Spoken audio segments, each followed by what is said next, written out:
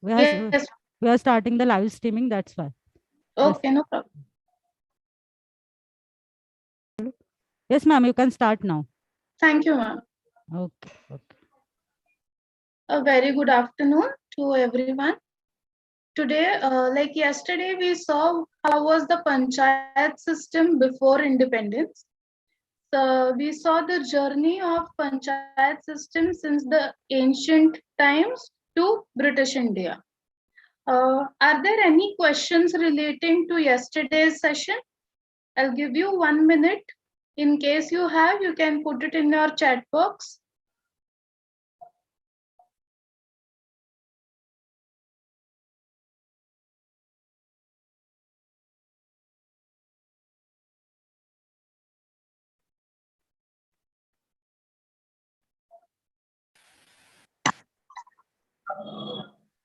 Yes, any questions?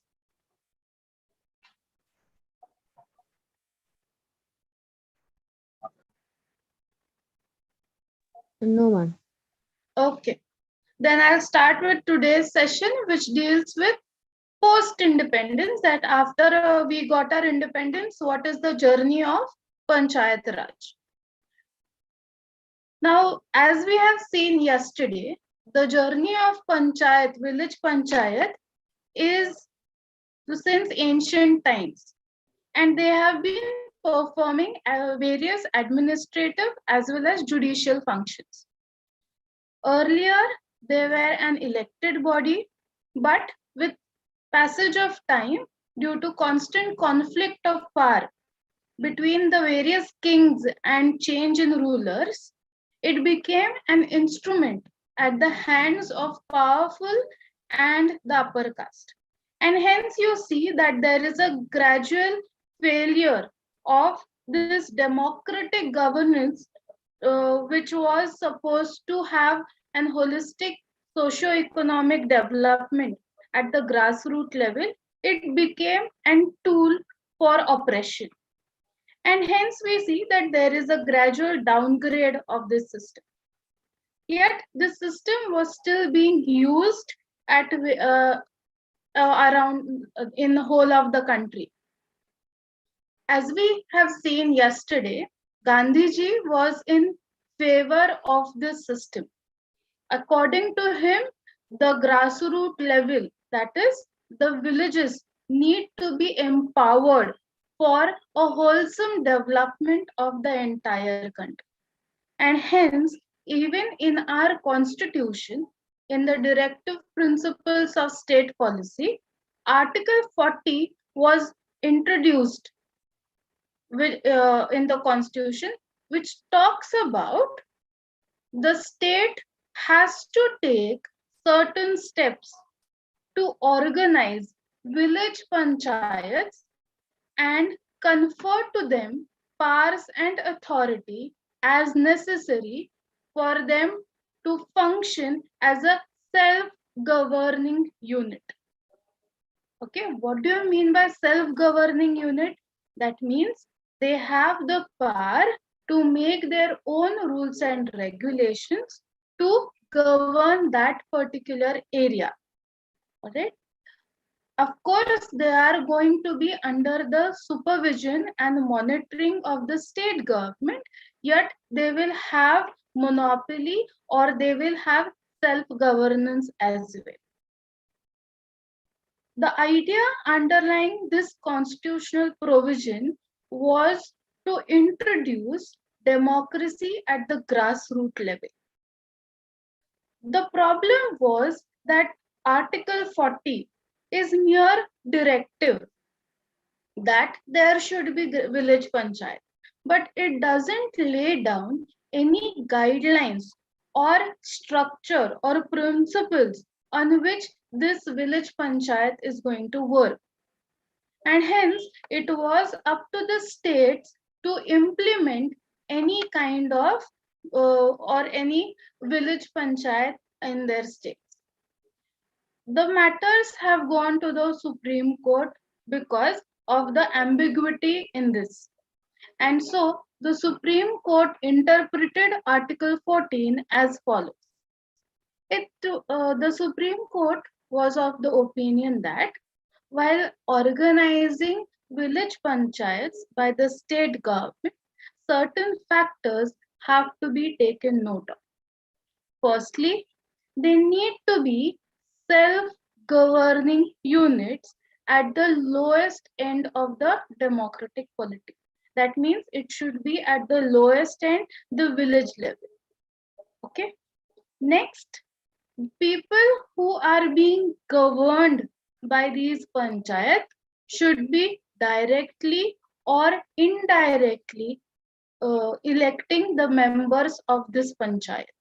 So again, self-governance, public participation at the grassroots level. Next, they will have effective say in the policy making.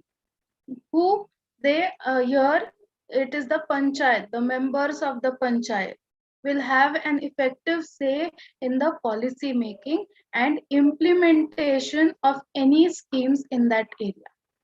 So as we have seen, the needs of each and every small unit or village or a geographical area is going to be a special need. Only the local people over there are going to be in a stage where they will better understand what actually solution they need. And that's the reason why such freedom of policy making and implementation should be given to these small units. Next, but not the last least, they will not only have local participation but also a good hold over the governance of affairs in their limits. Okay? So the Supreme Court has interpreted Article 14 in this manner, where these factors have to be there whenever a state government is going to establish village panchayats in their geographical area. Where a number of committees, okay, now what happened is that Article 14 is there, organization is there, Supreme Court has laid down certain factors, but the actual implementation, right, and organization of village panchayats throughout the country was not happening uniformly. There was constitutional provision given, but there was no proper implementation or uniform implementation. And that's the reason why the central government needed to do a ground study about how to implement this self-governing unit at the rural level and how the directive principles of state policy should be implemented. There are 4 important committees which were established or appointed by the central government. First one was the Balwantera Mehta Committee, which is a pioneer in establishing the panchayat system uniformly in India. Next one was Ashok Mehta Committee. Then we have the G.V. Rao Committee, and the last one was L.M. Singhvi Committee.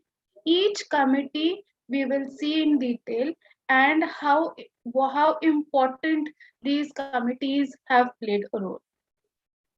First one, we will start with the Balwantera Mehta Committee. He is also known as the father of Panchayat Raj system in India. This committee was appointed in the year 1957. Okay.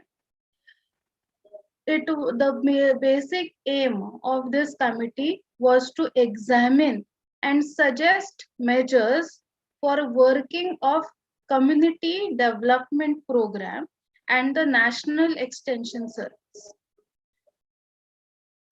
So here we are going to see what are the measures. There was, as I told you earlier, there was no uniformity.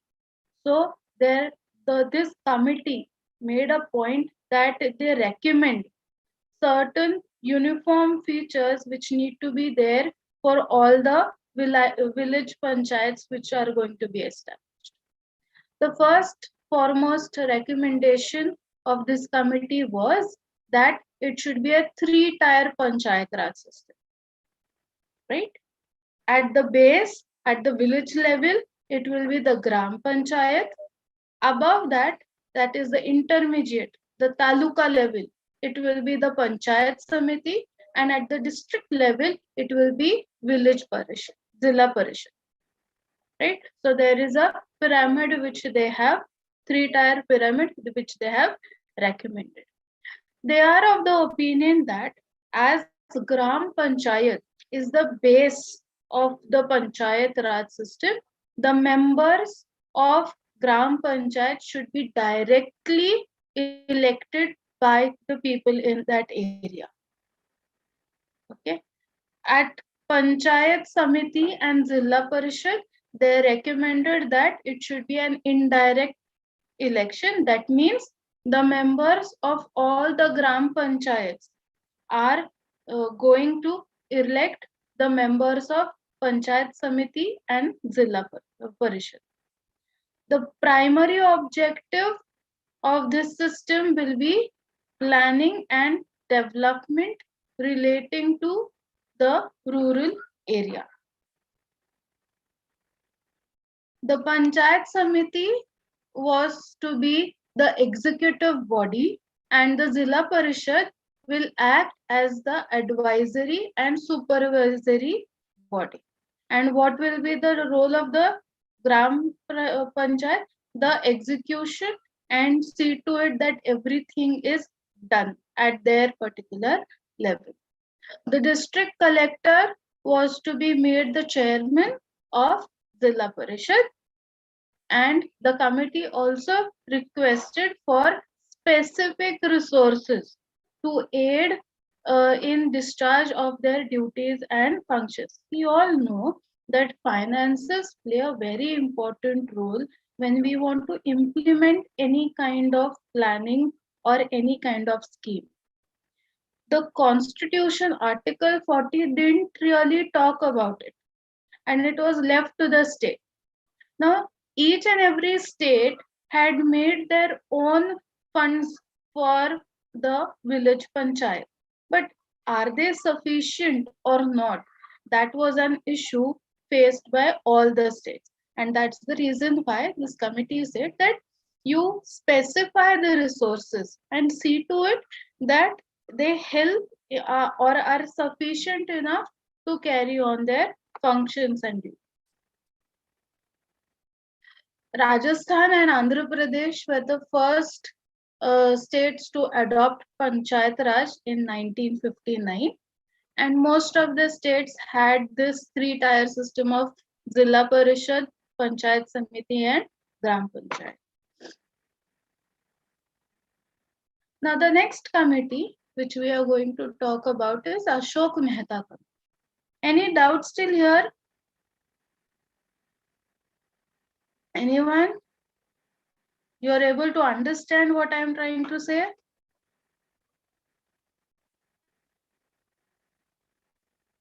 Yes?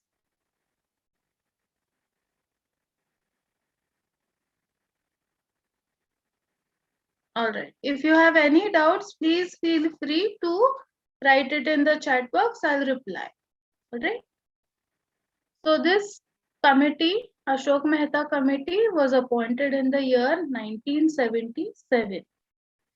The main object was to suggest measures to revive and strengthen the panchayat system in India.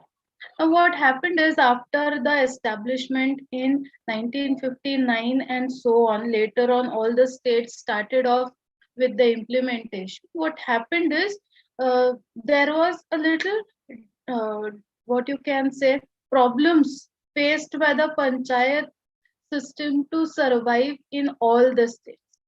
So there was a need by the central government as to look into the matters as to how to strengthen the system. Just establishing it is not going to suffice the purpose, right? They have to revive it and strengthen it as well.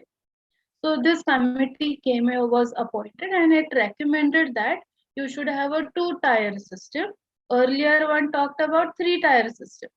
At the Zilla Parishad, Panchayat Samiti and the Gram Panchayat. Over here, they had only two. Okay, they had removed the taluka level Panchayat, and they had only the Zilla Parishad and Mandal Panchayat, that is earlier what we called as Gram Panchayat. The district level will be under the supervision of the state government. This was made clear according to the recommendations of this committee. The Zilla Parishad and the Mandal Panchayat will have taxation powers to mobilize their own financial resources. Now, earlier what we saw that the Balwantera Mehta committee said that you need to specify the finances as to how they will get their finances, budget, and everything. Over here in Ashok Mehta committee, they said that give them the power to collect taxes and duties, okay, on their own, so that they can be financially independent to carry out their duties. That those recommendations were seen, but there were again problems in the implementation of the panchayat system. What happened is, though there was control by the state government on the Zilla Parishad, the schemes which were made were not percolating down, and they remained at the district level only. The village panchayat, the Mandal Panchayat, had a larger area to control. Okay, below district, it was directly the Mandal Panchayat. So it was becoming difficult for them to manage the developmental programs and implement them properly. Again, how many taxes will they imply on the citizens over there? Again, that was an issue. Merely giving taxation powers was not sufficing the purpose, and they were lacking in finances as well. And that's the reason why JVK Rao committee was appointed to recognize the development is not happening at the grassroots level. So what should be the recommendations? What should be the steps taken to see to it that the development reaches the grassroots level, that is the village? The key recommendations of this committee were: first, the Zilla Parishad to be the vital body to manage developmental programs at the district level. As I told you, why this decentralization is to take care of the special needs of that particular area. So the state government, earlier what was happening? The state government was saying something, it was being percolated down. But does the state government know all the problems of at the grassroots level? The answer is no.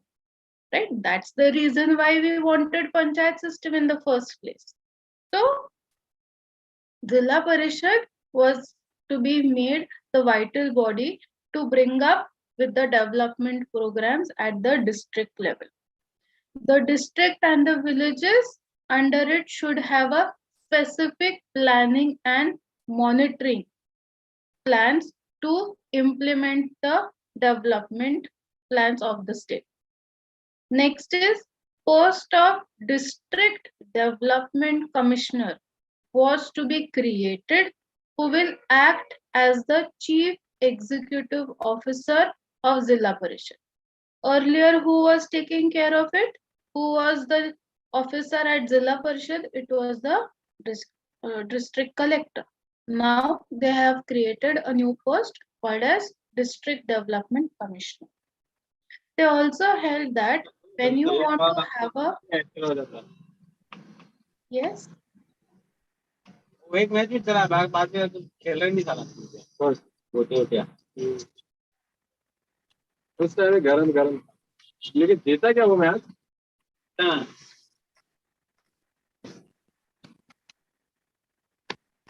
If you are not asking a question, please mute yourself.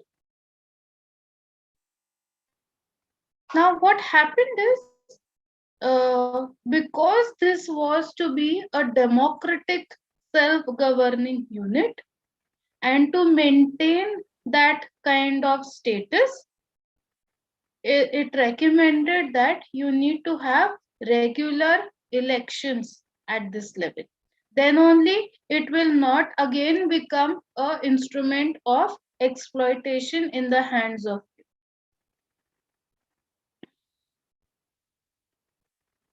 With that, it strengthened the system, but still there were certain lacunas in maintaining village panchayat at all India level. And that's the reason why LM Singhvi's committee plays a very, very, very important role in stabilizing this panchayat system in India. It was appointed in the year 1986, and the aim was to revitalize panchayats. Now, it brought up very good points relating to village panchayat. It said that though Article 40 talks about establishing village panchayat, there is no part in the constitution which actually regulates it. Like, for example, if you talk about the legislature, the state legislature or the central legislature, the powers and functions are given over. Who can become a member of a house? What are the disqualifications? What about the finances? Everything is laid down in detail in the constitution. Now, when we are talking about village panchayat, it was totally under the hands of the state government. Again, when there is nothing written down properly, there is a wide scope of interpretation and there will be ambiguity. And that's the reason why this committee said that you need to have this system being constitutionally recognized, and there should be an amendment made to the constitution imbibing the provisions relating to this system. It also said that reorganization of villages to make Gram Panchayat more viable is important. More funds are to be made available to the Panchayat so that they can carry out their respective activities. Last not the least, judicial tribunals to be set up in each state to adjudicate matters relating to election and functioning of panchayats. Now, why do you think that judicial tribunals are needed over here? Yes, anyone? Why do you think that judiciary needs to look into this matter?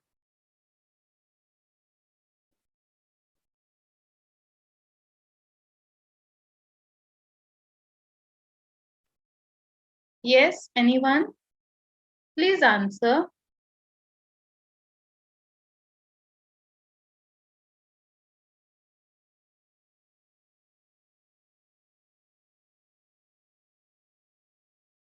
Yes.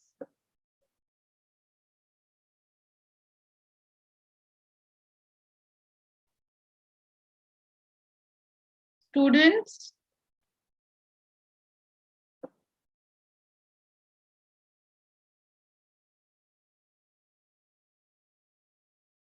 To reduce the workload. How is the judicial tribunal going to reduce the workload? No. What is the aim of the judiciary?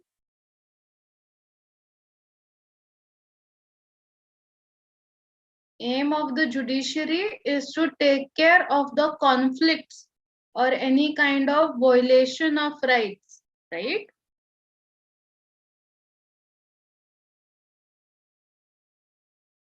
So what all can go bad in case of village panchayat? Like we have seen earlier, what happened was it became a powerful tool as for exploitation. And to make it more democratic, you need public participation. So if it becomes a tyrannical rule over there, will it remain a democratic unit? Will it?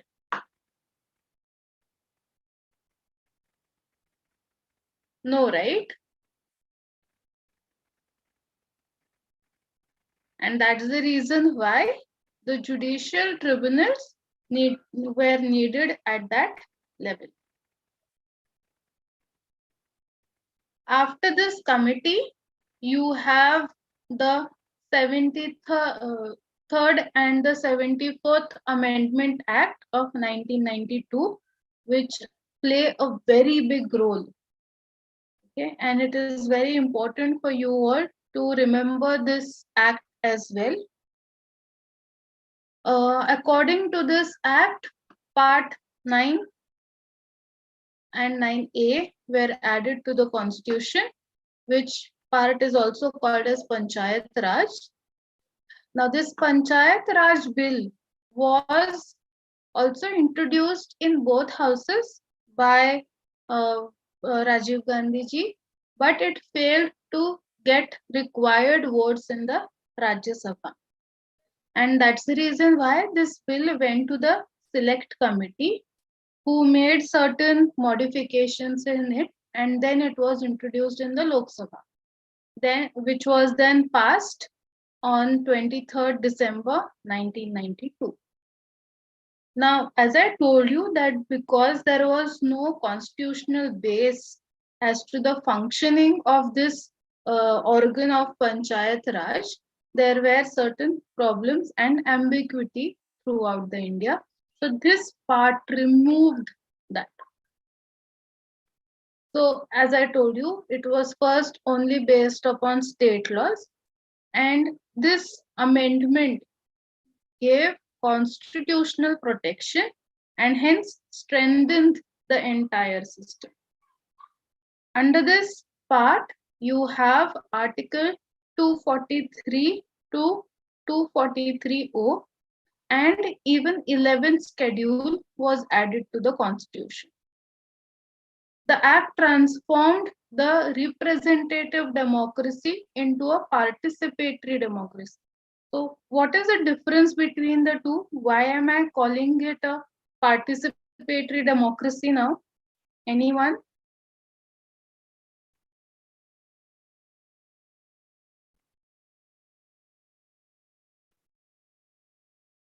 See, if you don't talk or interact, then I will not understand whether you are understanding this or not. Our aim is to learn, right?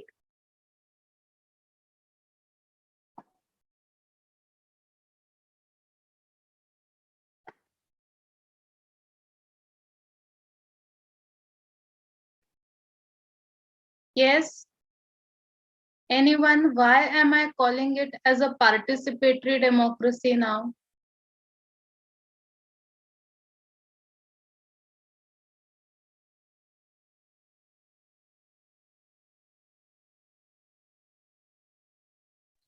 Because everyone in the country comes together and participates while choosing their representatives or their leaders. Right, correct. Because we have seen at the Gram Panchayat level, there are direct elections. Right?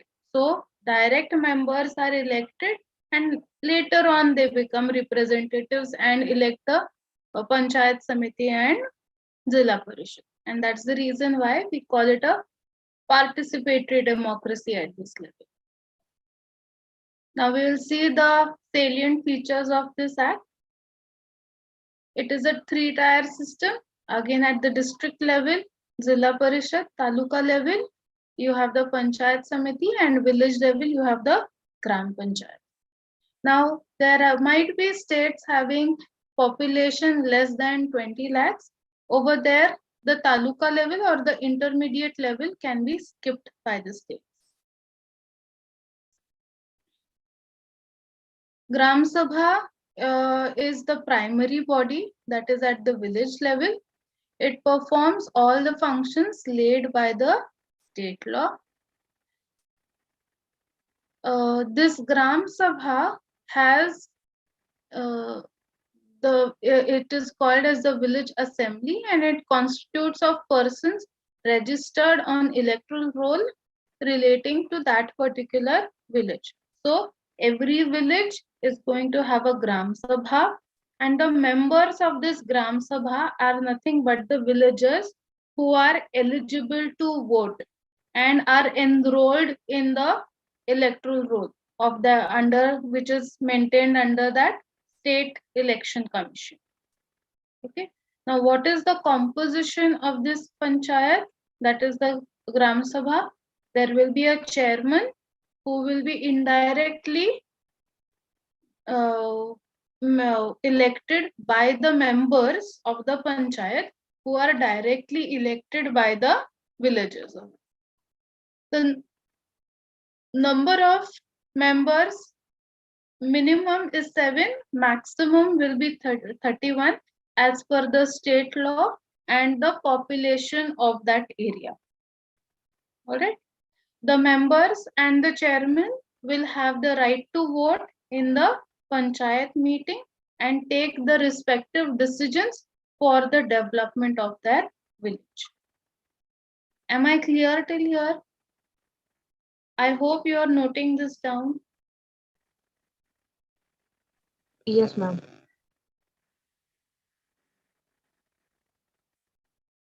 The next is reservation of certain seats. There is reservation for SCs and STs, that is the scheduled caste and the scheduled tribes. It depends upon the population and number of seats filled by direct election at the panchayat at all levels. Here we are talking about all the 3 levels: districts, taluka and village. Certain reservations for women is also there. You might be aware, not less than 1/3 seats of the total number of seats at all levels are reserved for women. This is a unique feature which was not there in the ancient panchayat system, because over there women were not given any seat for governance. Next, the state legislation has the power to make provisions for reservation of seats in any panchayat in favor of backward classes of citizens. Okay, it is totally upon the state legislature to decide upon it. It may happen that there is more number of backward class in that particular region, and the state thinks that more representation from a particular committee is needed, and hence they can make a provision for that. Because this is at grassroots level, they have the power to do. Now, disqualifications from becoming a member. If the person is disqualified by or under any law in India, okay, who are disqualified generally? Do you have any idea? You might have done the Contract Act.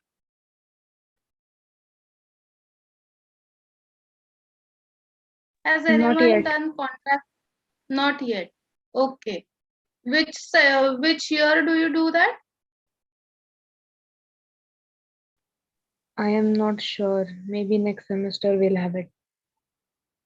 Okay. Yeah. Fine. So, though people who are minors, persons who are minors, that is below the age of 18, any person who is of unsound mind, that is who has no rational thinking, and any person who is disqualified by law, for example, the kings or the sovereign servants who cannot enter into any kind of dealings without the permission of the authority, or those who are what you can say insolvent, that is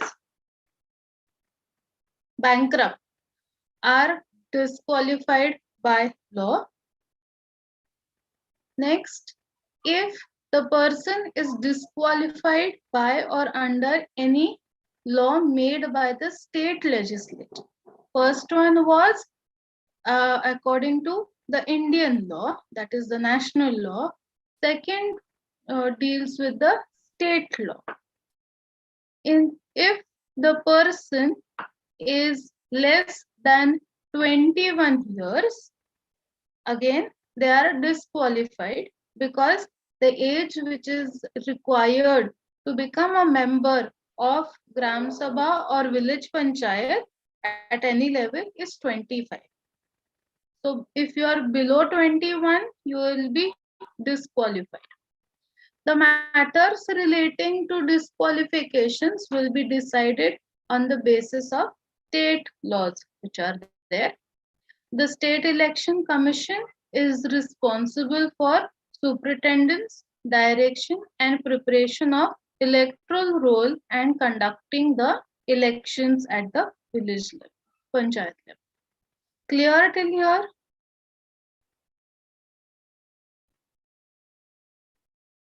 Yes, ma'am.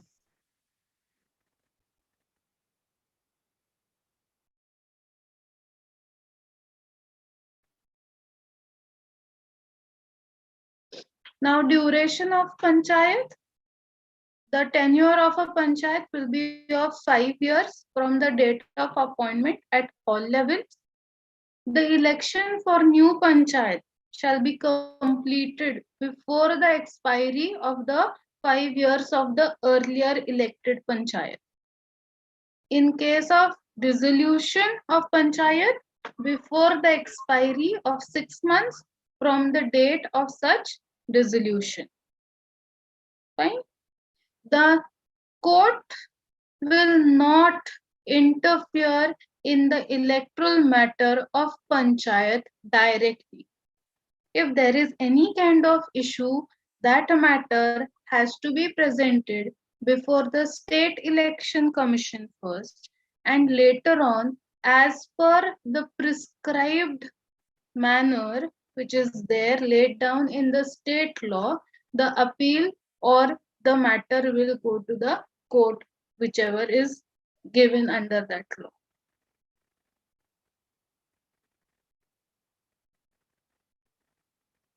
Now, very important, powers and functions. Powers and functions of the Panchayat Raj are also laid down in the constitution now. The preparation of plans for economic development and social justice. Then implementation of schemes for economic growth and social justice. Carrying out all duties relating to matters referred in the 11th schedule of the Constitution. The state legislature may make legal provisions which empowers the panchayat to impose taxes, duties, or fees in their area. It may also assign the panchayat such tax, duties, tolls, fees to be levied and collected by the state government. So, for example, if there is a toll booth near a village where the state government is collecting the tax, that tax may be directly averted to the village panchayat finances in order to give them aid. Next is the state can also grant in aid from the consolidated fund, which is kept and maintained by the state governments as per the constitutional rule. Now, the village panchayats at all level are getting their finances from the state, either directly or indirectly. So, in order to keep and check that the funds are not misused by the village panchayats at all the level, a finance commission is appointed. This finance commission is to review the financial position of the panchayat. So whether they're using the funds properly, whether the funds are sufficient for them, is there any other need or any other way in which the funds can be made available? All these things are going to be reviewed by this finance commission. The governor of the state shall, within 1 year of commencement of panchayat system in each state, also have establishment of finance commission. Now this finance commission will make recommendations to the governor. Remember that the state government is the ultimate source and supervisory authority over the panchayat system in that particular. So the entire reporting will go to the governor. Now, what will be the matters in which this finance commission is going to make recommendations? First, it will be distribution of aid between the state and the panchayat.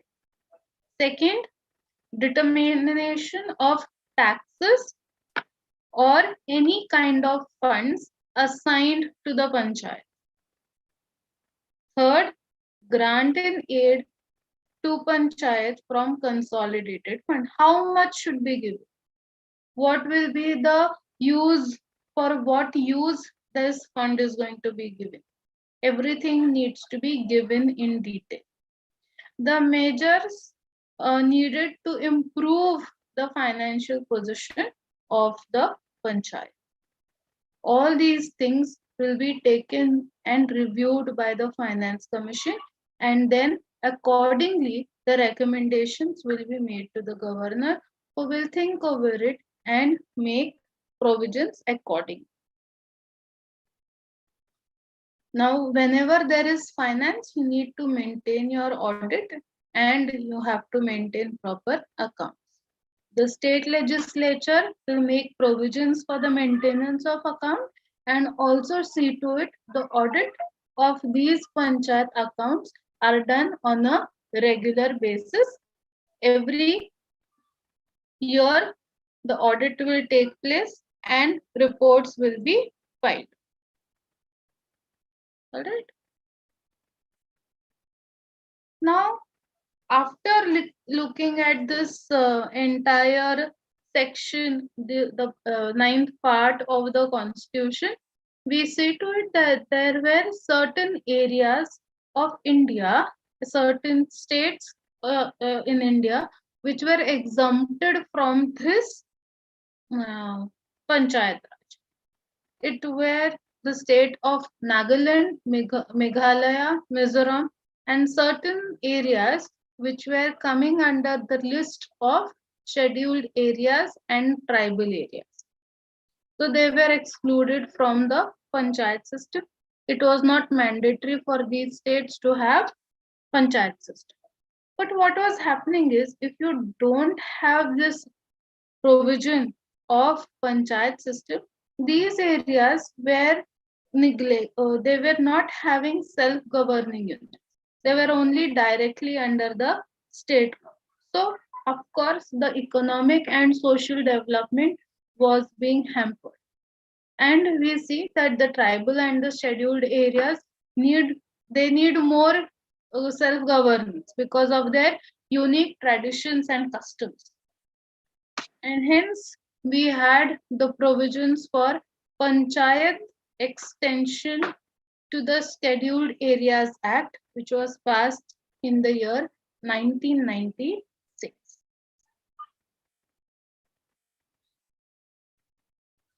Now, this provision helped the government to extend the provisions of the 73rd and 74th Amendment Act to the scheduled areas. It also provided self-rule to the tribal population. It helped them to have village governance and participatory democracy. It helped them to preserve and protect the tribal culture and traditions. To take care of the special needs of these tribal areas, Panchayat system was the best way in order to enhance, develop, and bring about change in their lives. Fine. So till here, everything is clear. Have you understood everything? Yes, ma'am. Yes. So now I would like every one of you to give me at least one point as to what was and what will be the impact of Panchayat Raj on Indian governance. You can write it in your chat box if you don't want to talk, but I need responses from you all. What about the impact of this system? Positive, negative, both you can tell.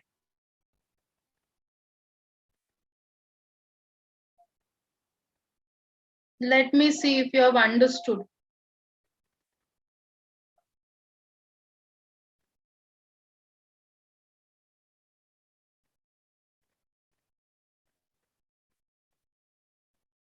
Yes, start writing.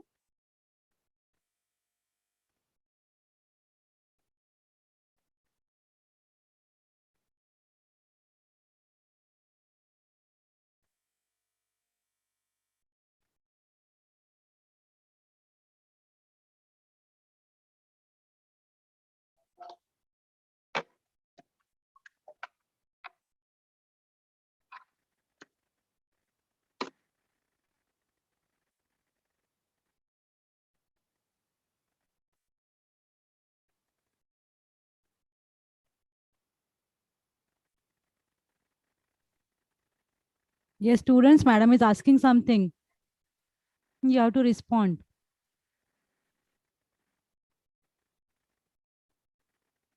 Yes, speak out.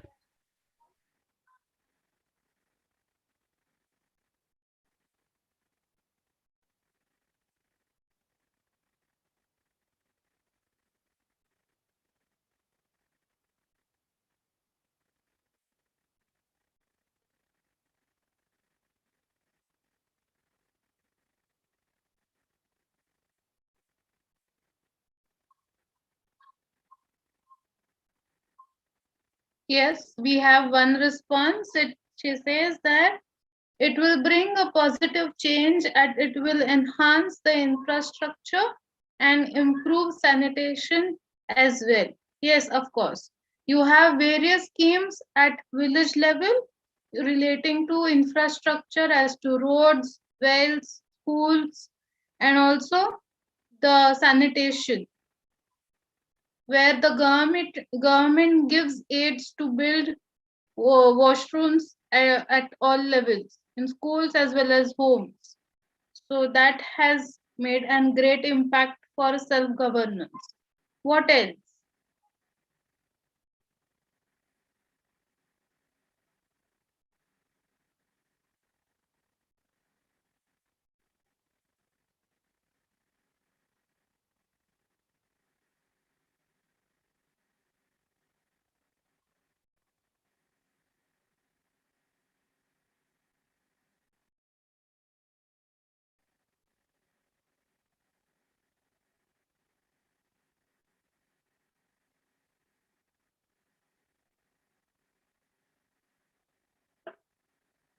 Yes, anyone else?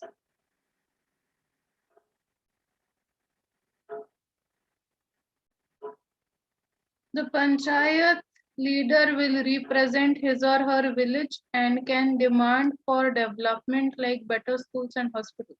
Of course, the people of villages of that area will be in position to demand directly, and they can get things done quickly enough instead of waiting for the state to respond to their needs, right? To improve rural infrastructure. Yes, providing rural infrastructure and opportunities for poor people. Yes. Socio-economic development. Yes. Even job opportunities will be available when you start developing an area. It can help settle political dispute without any fears. Right. Because people are directly involved, they will have the right and responsibility to make sure that the Gram Sabha works well and is not a tool of exploitation. So when the infrastructure is improving, there will be job opportunities, which will again lead to economic prosperity. They don't need to travel to the cities for job or labor opportunities. Right. What else?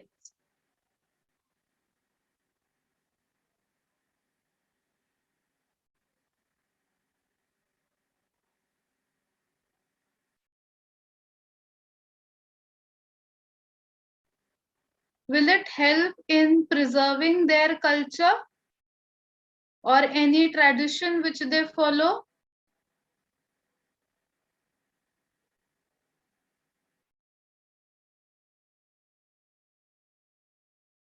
Will they be able to conserve their traditional lifestyle without being bombarded with economic uh, giants who want to acquire land and take over their livelihood in that way?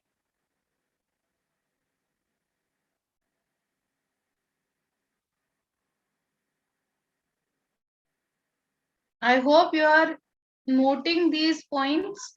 Reason being, they will help you in answering your questions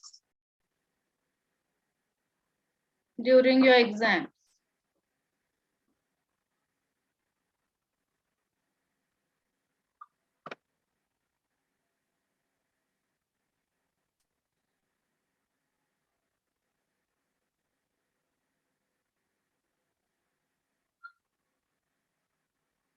So these are a few points which I have jotted down.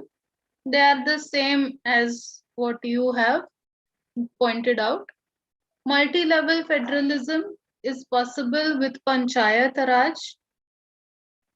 Wide democratic base of Indian polity, because when you are involving everyone at each level, okay, the base of democracy becomes wide and it becomes a better democracy than just for namesake. Governance at local level. People are participating, taking responsibility to make things better. That is very, very important. Next, addressing the grassroots level needs and removal of socio-economic disparity. Now, what happened is earlier everyone thought that only certain class of people are going to have the right to govern. This was removed with the democratic setup at the grassroots level. Everyone became aware that they can also take part in the governance, even though it is at their village level.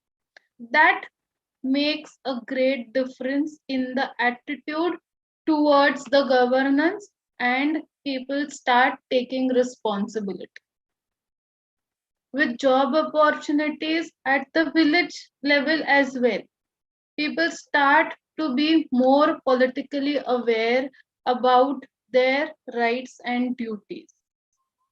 Better enforcement of human rights. Now, I would like to talk about the earlier panchayats which were there. They were based upon administrative and judicial functions. Okay. Now, the Panchayat Raj deals with only administrative and executive functions. The judicial functions have reduced a lot.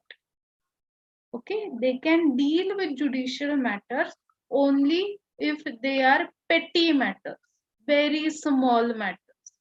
They are not allowed to deal with special matters like family matters or land matters or criminal matters.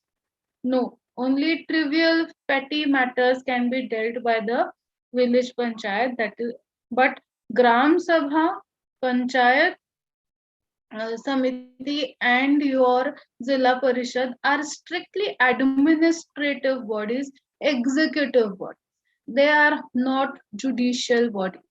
You have to remember that, because earlier what you remember of a panchayat system is that elders sitting under a big banyan tree and giving decisions relating to matters in the village. No, that is not so now. It is an administrative.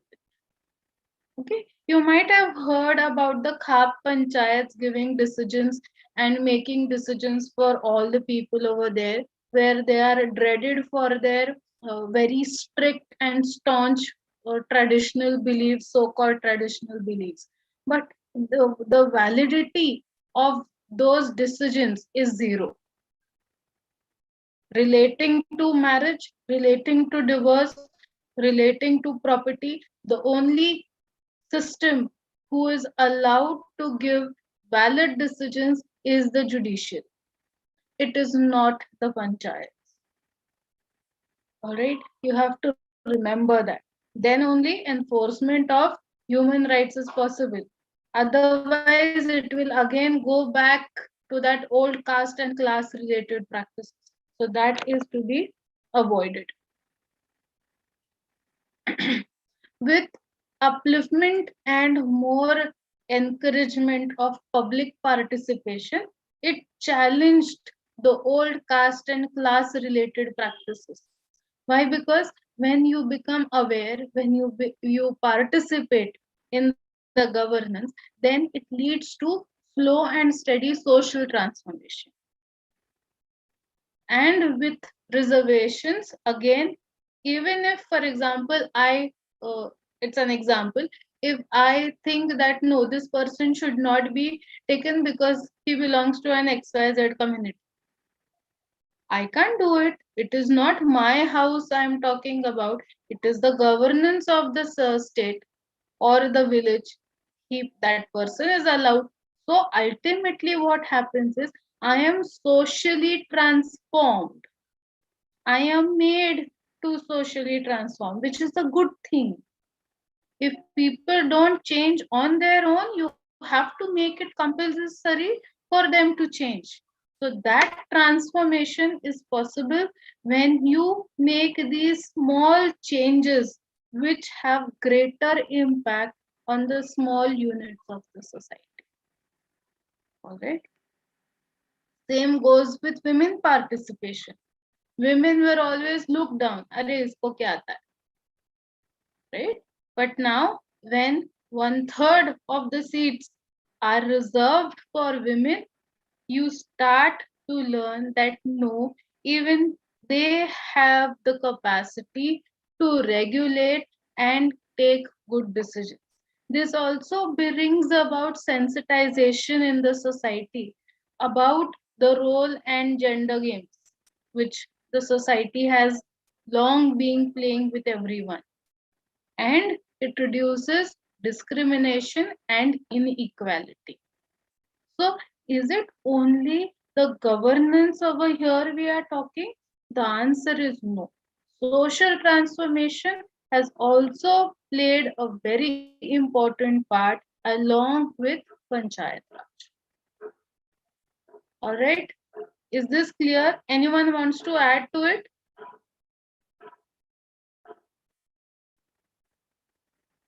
Anyone wants to add? No, ma'am. No, nothing.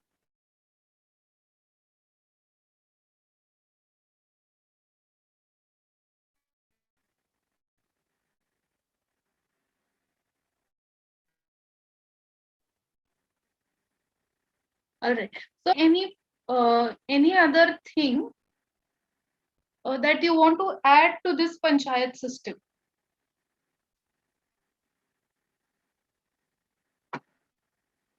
Do you think there should be some change in this panchayat system?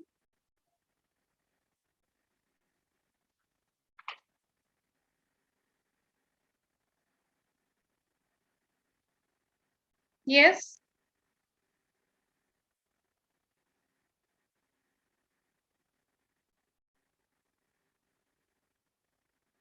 No one wants to make any change?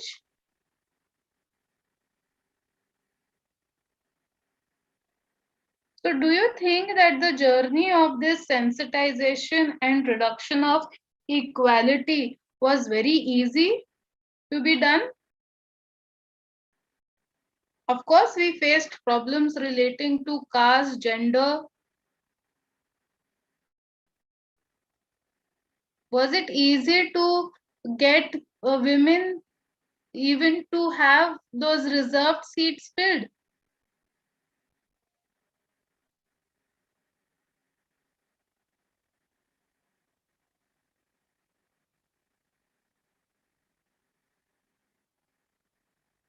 Do you think it was easy? As soon as the government passed an order that 1/3 of the seats will be available to women, was it possible for them to participate? No. Anyone? No. What do you think were the problems they faced? The major issue would be the family pressure or the pressure from the society, which was keeping them away from all this. Yes, of course. How dare you go? I am the person who should be there. है ना? Yes, ma'am. Right. Anything else?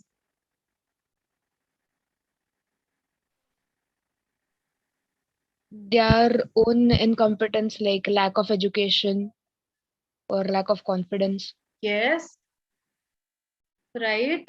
Education again. Everyone in the village, women education was long neglected. So they only didn't have confidence. Right. Very right. Anything else? Ma'am, people judge the capabilities of women by saying women are made for just household chores, and that's why a lot of opposition may come. Yes, correct. Will this be only related to women, or even the backward classes will face the same thing? For both of them. Both of them, because both were unequally discriminated from the earlier times. Anything else?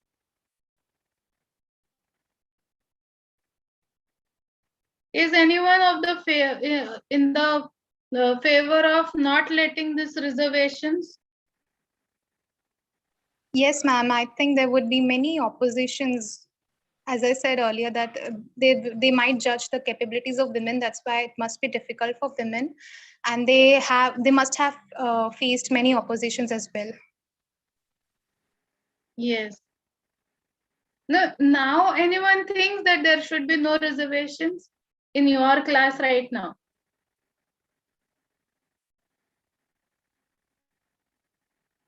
Is there anyone? It's fine if you have an opinion, no problem.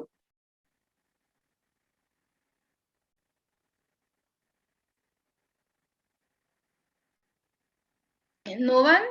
In that case, everyone are in favor that there should be a reservation? Do you think without reservation, the backward class and women would be able to sustain in the panchayat system and get a seat on their own? Probably not. That's why reservation happened. Right. The initiative is still lacking on the behalf of people. What else?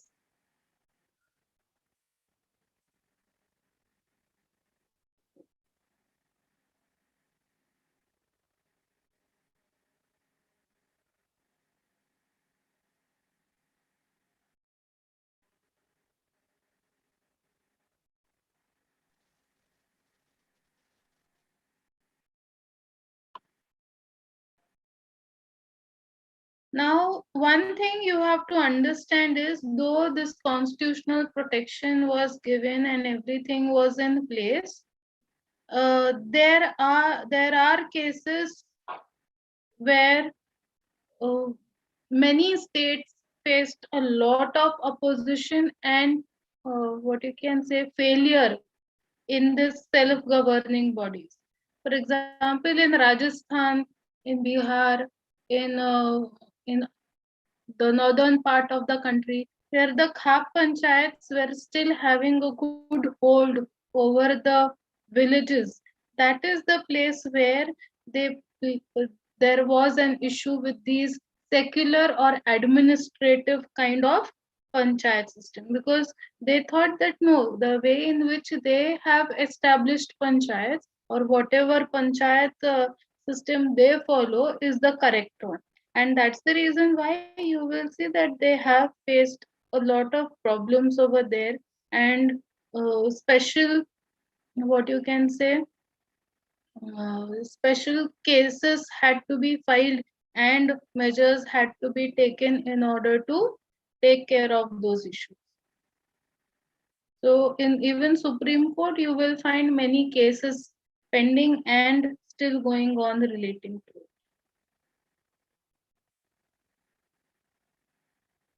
Any doubts? Any other thing?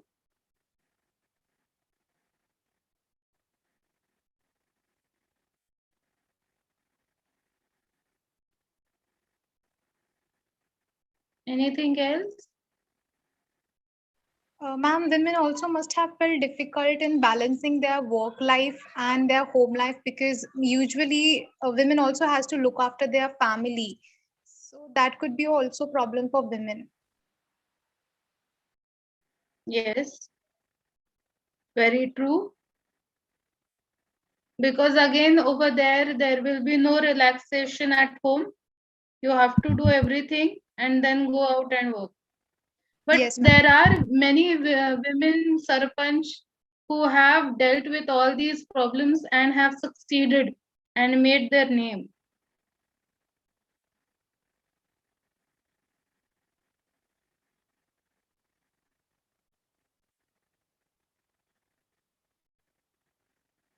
Anything else?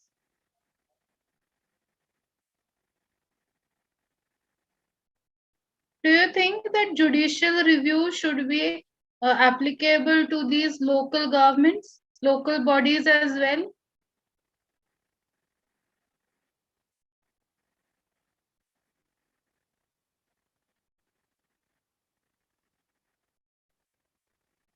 Because as I told you earlier, directly you cannot go to the court relating to these, because they are administrative units.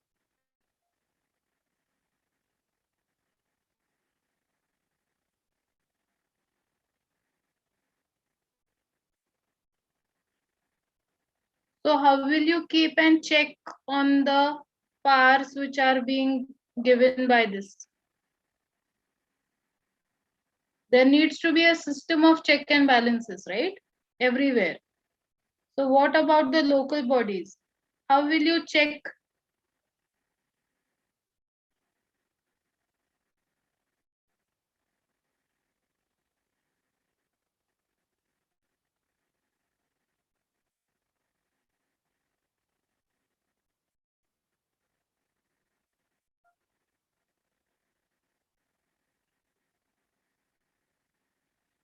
Yes.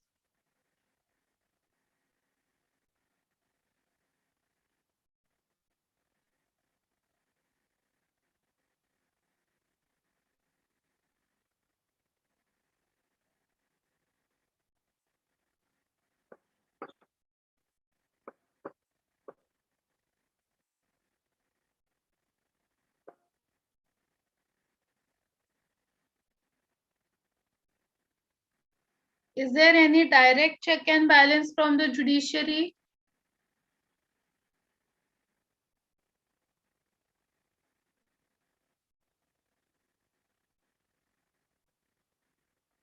For any system to remain healthy, there needs to be a balance of checks and balances. Okay.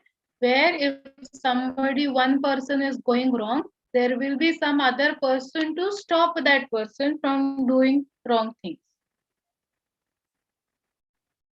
So that is called a principle of checks and balance. So for example, if your class is happening live, offline class is going on, and there are only 5 students in the class who are making a lot of noise and disturbing the entire class and the teacher. All right. So what happens generally in the class? Few students sitting around those 5 students will start telling them to keep quiet and concentrate. Right? So what are the other 5 students who are making the noisy students quiet is check and balance. Teacher is there, no problem. But the students itself also start complaining and telling the notorious ones to keep quiet. So that is nothing but check on the same platform, right?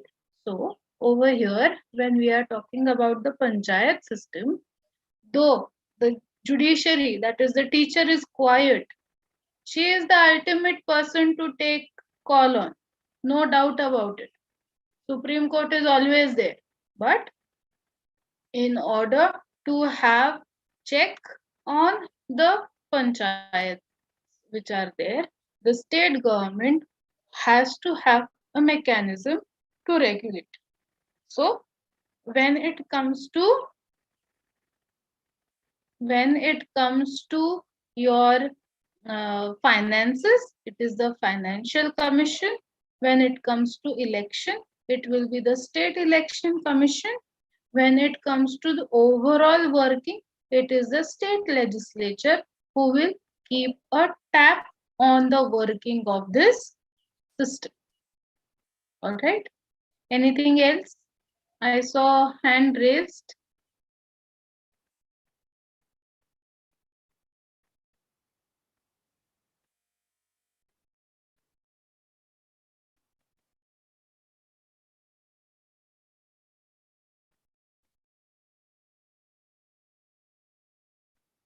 Anything else?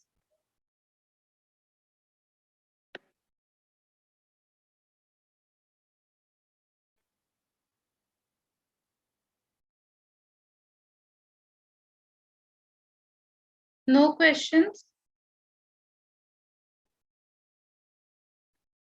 No, ma'am.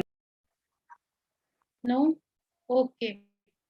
So, is local government, that is a panchayat system, clear to you all?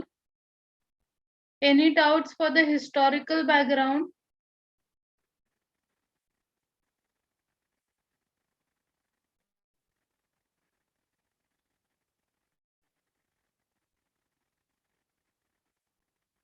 One thing I forgot to mention when we were doing the constitution law is that the Government Act of 1935 is also one of the major sources from where we have derived a few provisions of our constitution.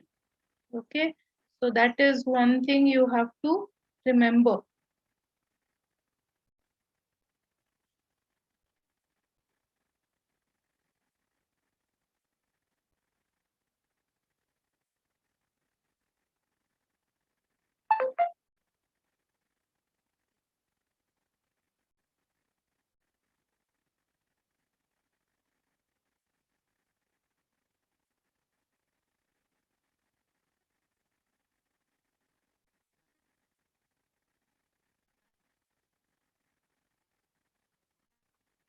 So should we stop over here or you want me to continue with the next topic?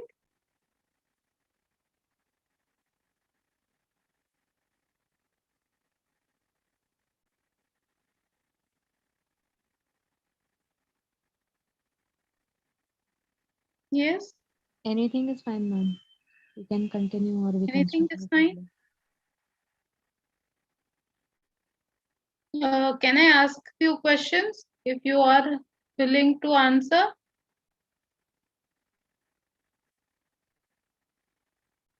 You can write the answers in the chat box. Who is the father of Panchayat Raj? We just did this topic, so I thought that I'll just take a quick recap.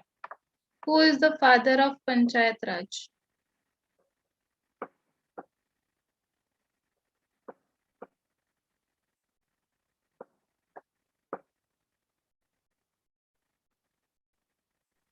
Balwantera Mehta. Yes. Who has developed the concept of Panchayat Raj in India? Who was the person who was behind the principle of having Panchayat Raj?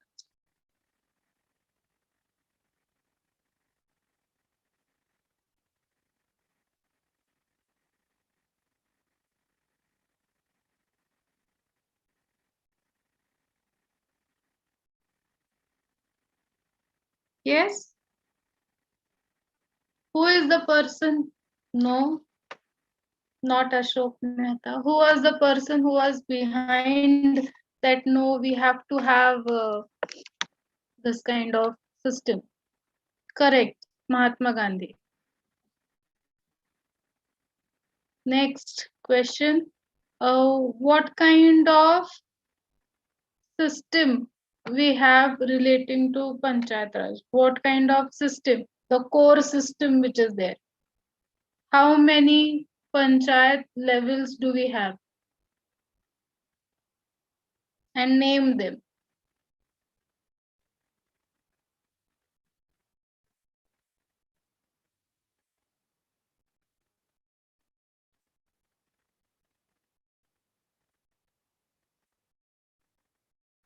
How many levels? Yes, Gram Panchayat, Gram Sabha, 3 levels, Jilla Parishad, yes. And in between?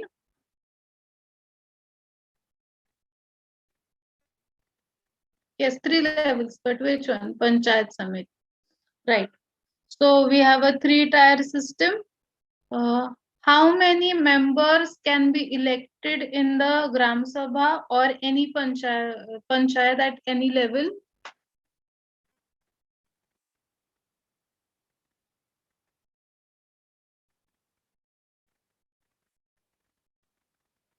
How many members are there?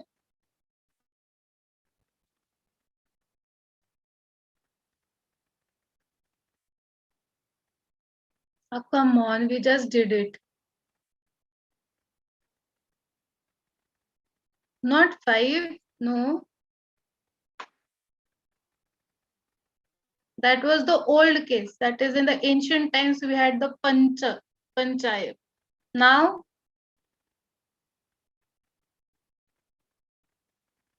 how many do we have?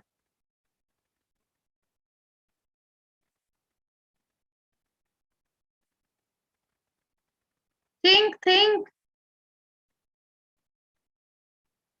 18? From where did you get that?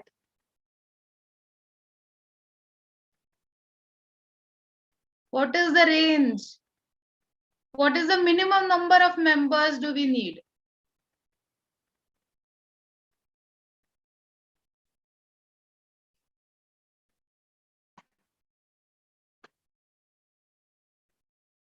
Seven is correct. No. Number of members, minimum number of members in a panchayat at any level needs to be 7. And the maximum number is how much?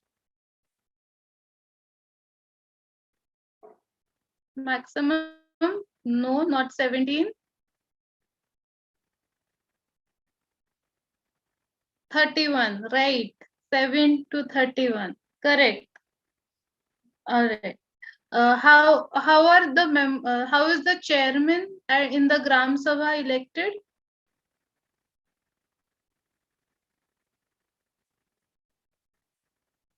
How is the chairperson at Gram Sabha elected?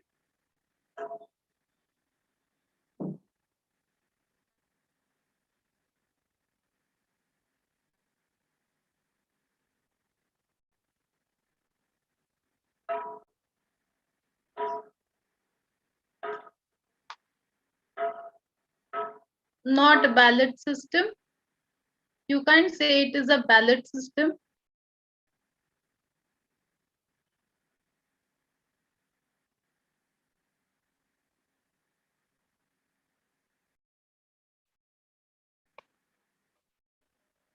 He is indirectly elected by the directly elected members of the Gram Sabha or the Panchayat. Okay, next. Which part was added to the Constitution by way of 73rd and 74th Amendment Act of 1992? And what are the article numbers?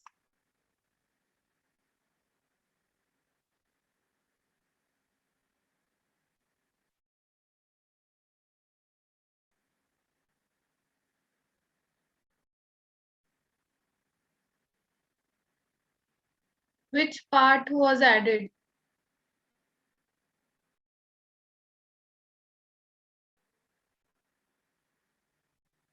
Part 9 and Part 9A was added with 243 to 243O articles were added, right? Yes. Which was the committee which talks about constitutional framework to be introduced for Panchayat Raj? Which committee recommended that we need to have a constitutional provision for the structure of Panchayat system?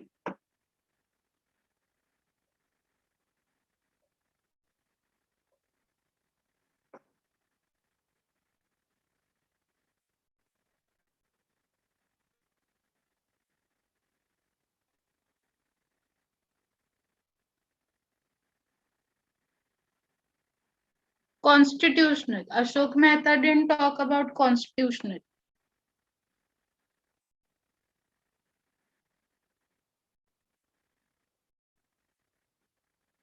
Ashok Mehta only talked about three-tier system.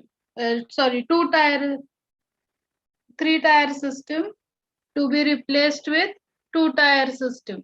And the committee, the Panchayat should have their own right to raise their own finances.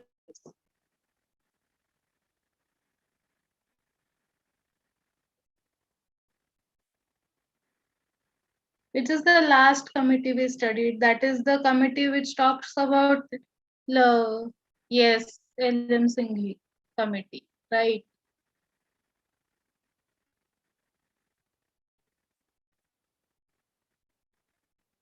Okay. Anything, any other doubt? I think you have understood today's discussion well from your answers, which is a good sign. So tomorrow, can we have a small test on Panchayat Raj?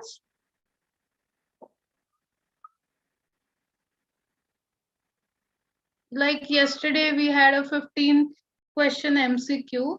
Similar way, tomorrow we can have a small test of 20 MCQs on Panchayat system. Yes, Both ma'am. historical and no?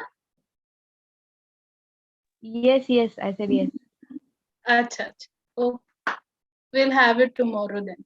Okay, so read the historical background as well and the current post-independence, right? No questions? Did you read constitutional law? Any doubts in that?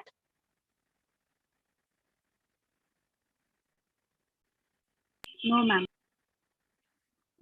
Okay. Take it. Then study for tomorrow and we'll meet tomorrow. Fine? Yes, ma'am.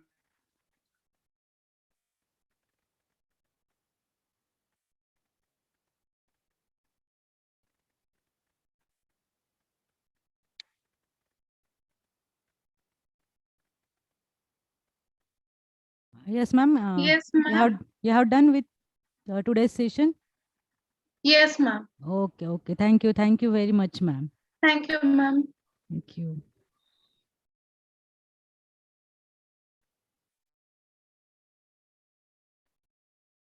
Now, students, you may leave the meeting.